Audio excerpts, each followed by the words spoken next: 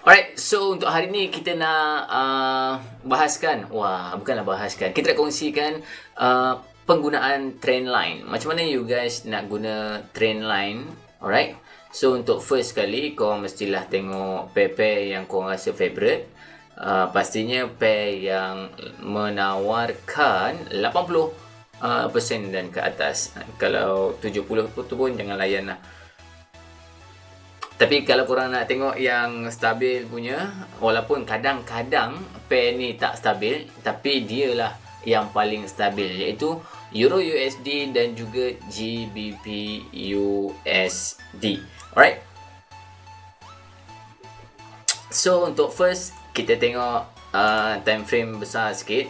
Untuk hari ni kita akan trade dekat duration 1 minit, time frame pun 1 minit. Tapi kita tengoklah time frame yang besar dulu sikit.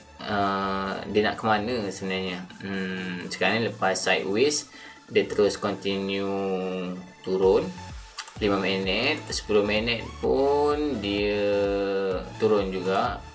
15 minit pun dia nak macam turun, tapi ni sebenarnya dia nak buat sideways ni, saya rasa. Alright, so dia masih lagi dalam downtrend dan ini masih lagi sideways.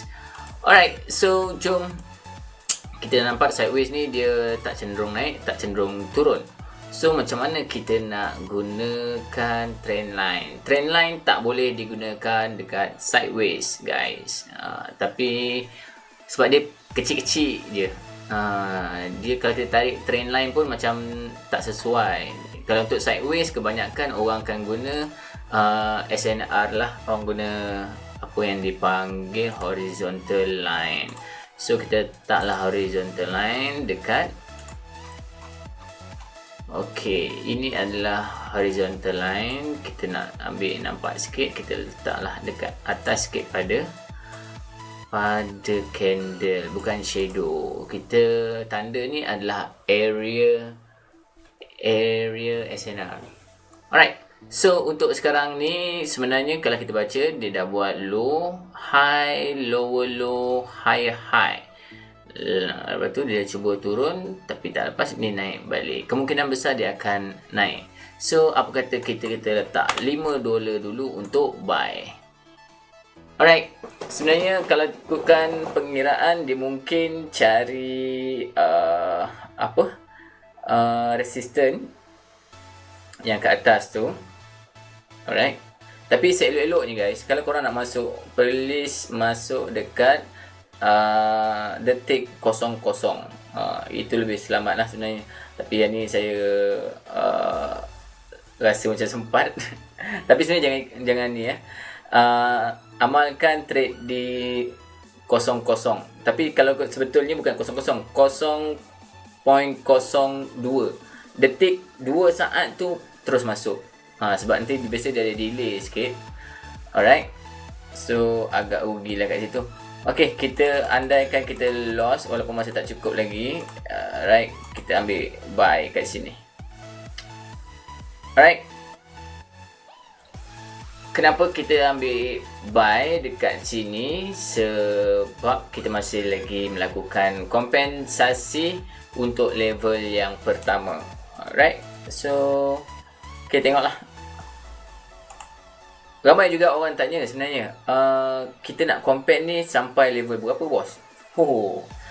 Untuk compare, satu position open, level pertama compare, level kedua dan level ketiga je. Mana ada 4 kali je korang akan buka position. Andai kata kali keempat tu korang buka, ataupun level 3 tu masih lagi loss, so stop, jangan trade untuk hari tu. Alright, so sekarang ni kita ke level yang pertama.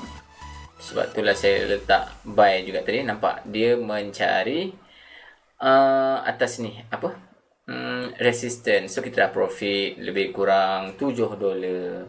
Okay, so ini adalah menggunakan horizontal line lah. Kita tanda dekat SNR, support and resistance. Kita cuba carilah market yang ada trend line. Market yang trend line ni kita lebih kepada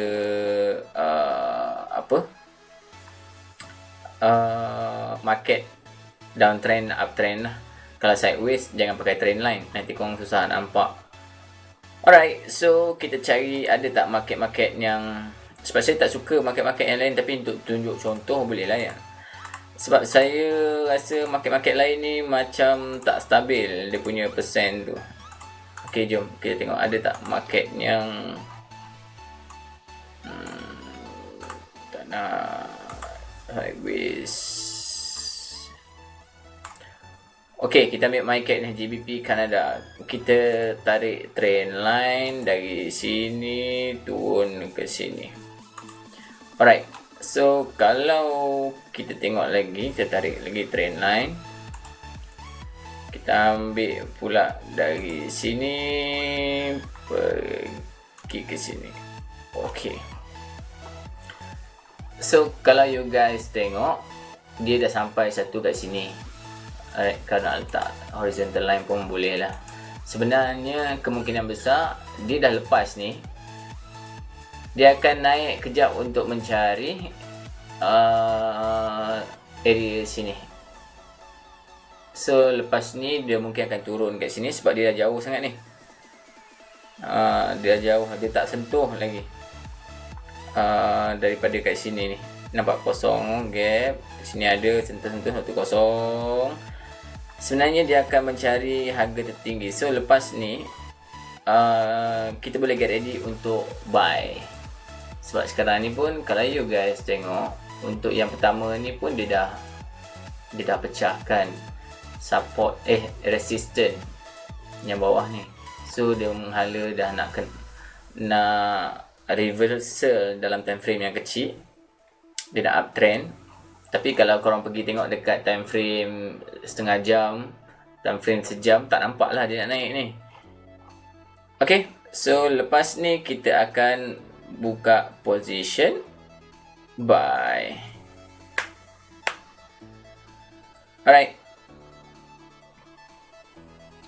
Dan kebiasaannya orang akan tanya juga soalan-soalan yang biasa. Kenapa trade dekat 1 minit? 1 minit sangat bahaya sebenarnya sebab kalau ikutkan otai-otai kita, memang kita suggestkan supaya trade 3 hingga 5 minit duration dia.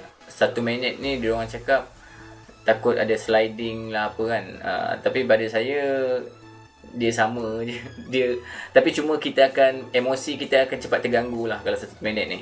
Tapi untuk yang first time nak belajar trade seminit, korang memang kena faham SNR, faham basic-basic dia dulu, dan korang jangan follow trend dan melawan arus. Contohnya kalau trend tu menaik, korang jangan try to sell, jangan cari sell. Itu kita lawan arus namanya. Bila lawan arus, biasanya dia akan loss lah. Okay, so tengok profit. Sebab saya tengok dia masih lagi mencari, dia kuat nak naik sekarang ni. Tapi andai kata kalau trend line, dia akan cecah balik kat sini and dia akan naik. Kalau tak pun dia akan turun balik dekat area demand kat sini. Right, baru dia naik balik. So itulah sebab kita open position. Okay, sebab kena faham price dia akan cari harga yang pernah dia sampai balik. So kalau macam ni, dia akan cari juga area kat sini.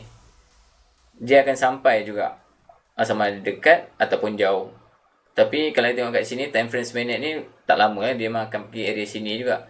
Sama ada dekat sini, kat sini. Kalau dia buat sideways kat sini, dia akan jumpa dekat sini. Alright. Tapi kalau ikutkan kita tarik trend line ni, kita dah touch 1, 2. So kat sini mungkin dia cari yang 3. Kat sini nak touch tak sempat tadi, dia turun bawah. So lepas dia melakukan downtrend, inilah masa mungkin dia nak naik balik. Alright. So sekali lagi kita akan pasang position buy kejap lagi. Sebab kita fokus buy sekarang ni.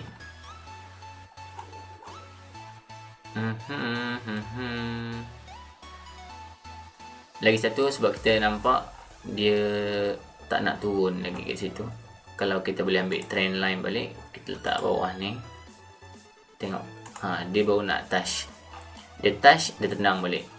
Ni 1, 2, 3. Kat sini kita pasang buy. Alright.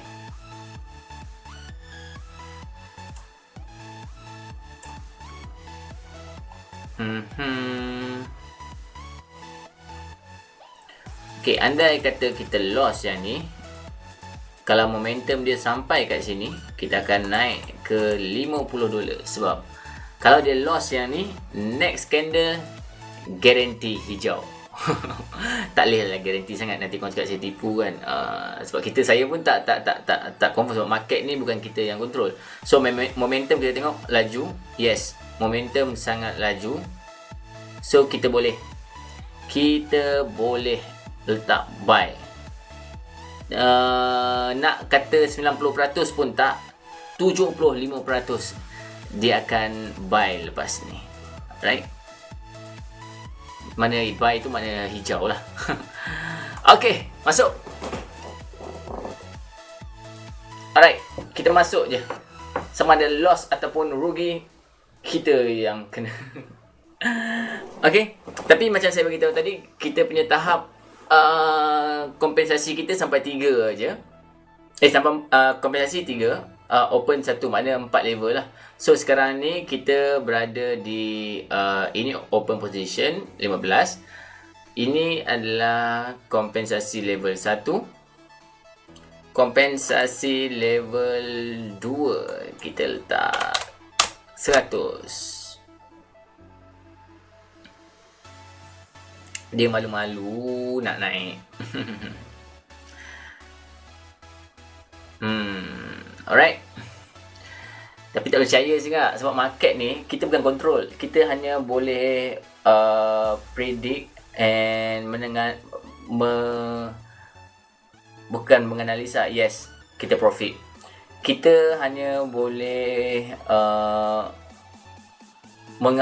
bukanlah mengagak, tapi kita boleh cuba untuk baca dia berdasarkan analisa kita macam saya buat tadi lah. Daripada kosong chart ni, kita tarik trend line, kita tarik horizontal line. So kita boleh tahulah harga pernah sampai kat sini. So dekat sini harga sebenarnya nak ke mana. So apa sebab harga dia turun macam ni, dia naik balik? Mungkin dia tengah cari demand zone dia kejap, and barulah dia nak pergi dekat supply zone, ataupun dia pergi kat support sekejap, lepas tu dia terus pergi dekat resistance balik. So kita kena macam tu lah. Alright. So kalau ikut trend line, kebiasaannya dekat sini dia akan naik. Kalau turun, kalau you guys nak tengok dia dah potong ni, dia dah break ni, nanti kalau kita tengok sekali lagi, dia tak lepas untuk break trend line yang ni, maknanya dia akan turun lah. Mungkin dia jumpa balik dekat sini. Alright. Okay, kita carilah last contoh untuk menggunakan trend line. Alright, so kalau kat sini pun boleh jugalah kita try. Kalau ikutkan, kita tarik trend line ya. Kita ambil dari sini, kena sebiji, 2 biji, tak boleh, tak sesuai. Kita try.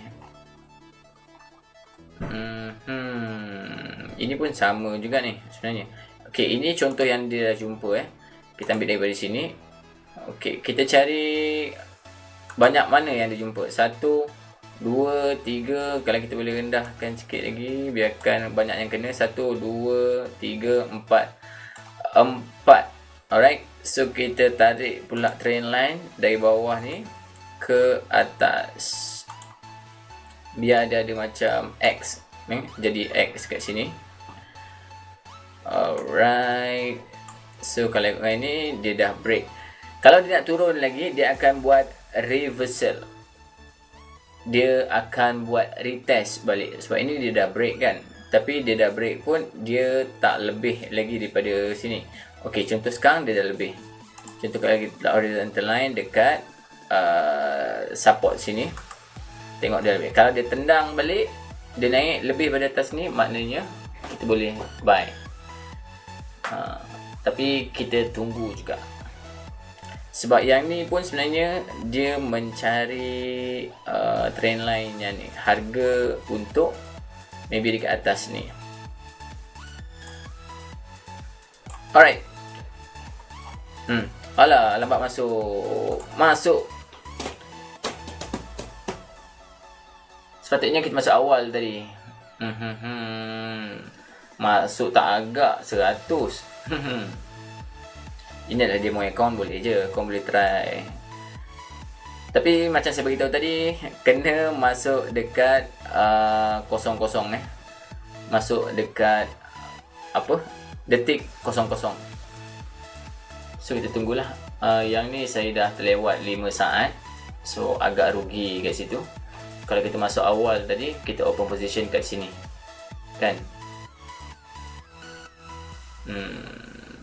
So kita tunggulah.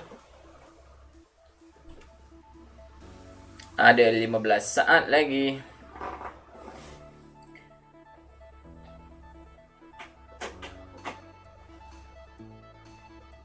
Okey, 4, 3, 2, 1. Alright. Itu dia cara nak gunakan trend line. Korang kena tengok, buat yang atas, lepas tu buat yang bawah.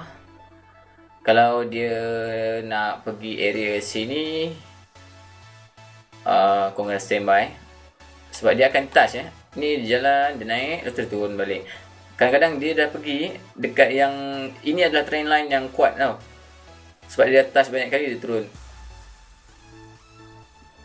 Alright, tapi kebanyakan trend line dia tak sampailah 10 kali touch. Dia touch sini 1, touch 2, touch 3, touch 4, touch 5, touch 6, touch 7. Tak adalah sampai 10. Dia paling banyak 5 ke 6 macam tu je. Kalau dia dah touch sampai dia dah break yang ni, yang tu korang boleh standby terus untuk buy. Alright. So yang ni korang boleh tarik je macam ni sebenarnya. Tanya tunggu kalau dia dah break yang ni, barulah you guys boleh tarik macam ni pula. So 1, 2, lepas ni dia turun sini, dia akan naik balik. Turun sini, dia akan naik balik. Barulah kita boleh fokus untuk buy sahaja. Sebab kalau ikutkan dia dah downtrend lama juga ni. Ini daripada pukul 12, pukul 1 tadi, sekarang sampai pukul 3, pukul 4.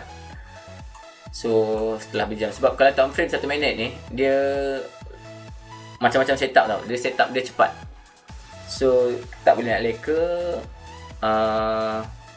Kena fokus lah. Alright, so itu saja untuk kita punya video untuk hari ini. Kalau korang ada apa yang tak faham, boleh tengok video dekat bawah. Boleh komen dekat bawah. Boleh join juga Telegram saya dekat bawah tu, dekat description. Boleh klik. Yang belum lagi ada account All In Trade, boleh klik and daftar menggunakan link tersebut. Korang akan dapat bonus 30%. Alright, so you guys pun secara automatik boleh terus berada di bawah saya untuk kita punya geng ataupun team SBO trading lah, yang mana kita akan ada trade secara live, dan kita akan kongsi jugalah macam mana strategi yang terbaru yang kita gunakan untuk kita trade dengan konsisten. Nak trade kena yakin, relax and sabar. Kalau takut-takut, jangan trade. Alright, so sekian saja daripada saya, Syah Sulaiman. Jumpa lagi untuk next video. Ciao, bye bye.